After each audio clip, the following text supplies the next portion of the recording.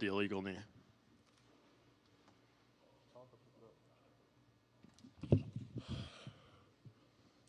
My initial reaction was surprised. I just thought the fight was over and I won. And then he disqualified me. So what was your perspective of what was going on there? Was it just a heat of the moment thing, kind of an experience? Did you think it was that he was going to be getting up and it was going to be a legal knee?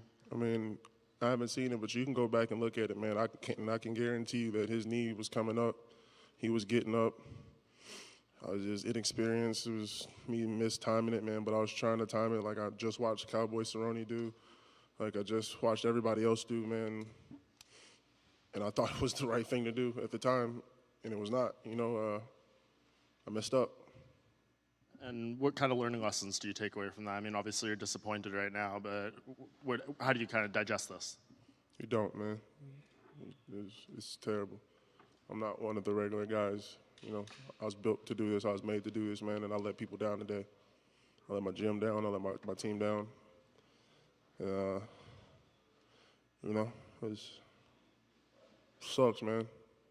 I didn't want him to go out like that, like that sucks for Alan Carter, man. No matter how he feels about me, that's not okay, I take full responsibility. It's not something I did on purpose. Anybody that's ever heard me talk, met me, or been around me knows it's not something I would do. And I just wish we could go back and go into the third round, man. And just last thing from me, as you were leaving the cage, a lot of boos, a lot of people chanting things at you. Were you hearing any of that at the time, or were you just kind of, entrapped in that moment of disappointment? It'd be real selfish of me to sit around and talk about the boos when I got all these people that just travel halfway across the world to be here with me, man. All I can think about is, like I said, how I let these people down, man. People put their name on the line for me. That may not mean a lot to regular people. It means a lot to me, man.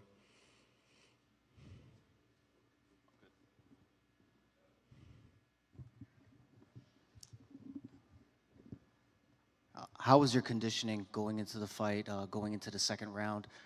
Did you feel fresh going into the second round? I felt better and better as I got into it, man.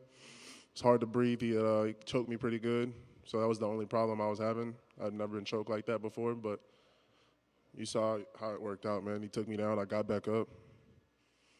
He hit me a couple times. I can take a shot, man. Like I said, I was built to do this, bro. This is what I do, man. It just sucks I didn't get a chance to continue to do it. And it sucks that it happened the way it happened. Like I said, man, I apologize to Alan Crowder, bro. Like, that's a terrible thing to do. Terrible way to go out. So, yeah. You were able to connect both in the first and in the second round. Was it a change of your mentality to know that he was able to take a few of your shots because you were landing pretty flush, it seemed like?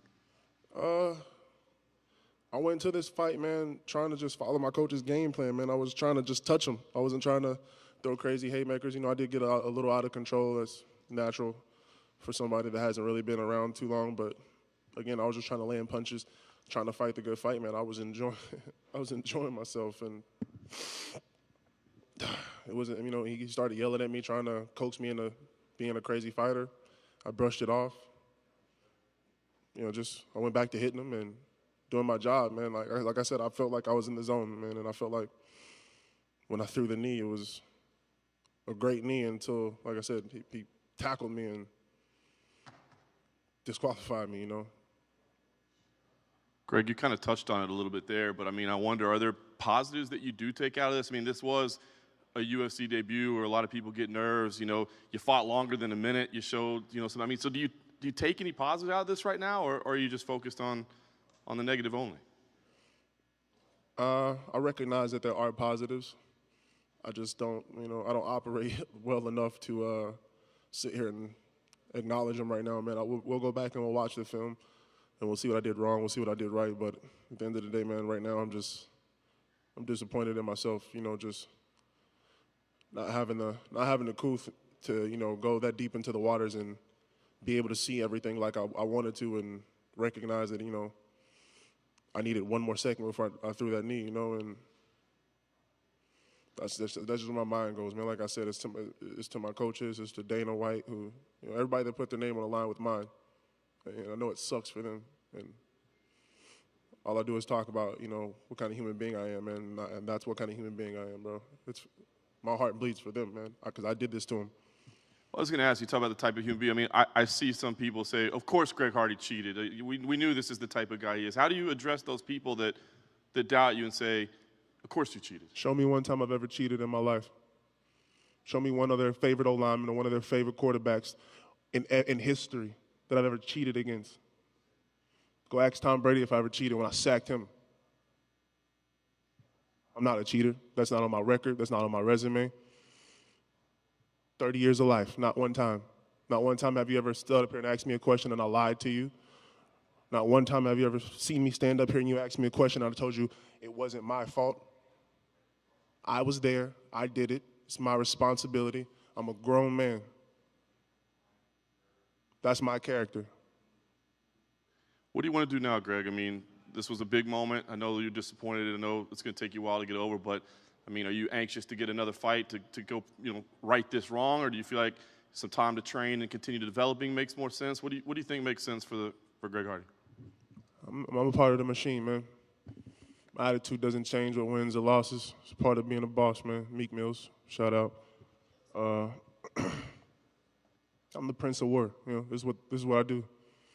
When the man says, let's roll, I'm rolling. I want to get back up as soon as possible. In 7 days, I'll be back in the gym. That's how I mandatory take 7 days off, and then I'm going back in the gym to fix these problems. I'm going to fix my timing. I'm going to fix everything I need to fix, and I'm going to be back with bad intentions for whoever wants to step in there with me, man. Alan Crowder, please come back and let's do it again if he wants to. If not, I understand, just like I understand everybody else has their opinion about me. I am not like you. I am not like anybody else. I understand. God bless them. It's okay, man. But I'm here. I'm here to stay. And as long as Dana White will have me, as long as ESPN will have me, as long as you guys will have me, I love all of you, and I'm here to stay, man. And I am going to fix what I did wrong, and it was not intentional.